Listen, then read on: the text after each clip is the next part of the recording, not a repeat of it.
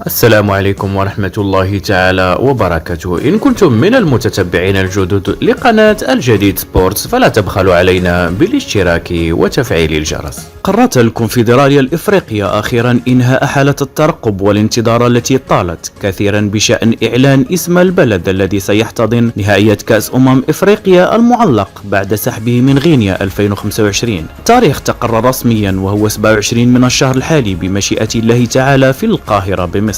ودون إطالة التشويق الأمور محسومة للمغرب سينظم 2025 والسنغال 2027. الجزائر التي نفست بلادنا تعيش على وقع الفضائح. منتخب الجزائر يطلب اللجوء الكروي في تونس.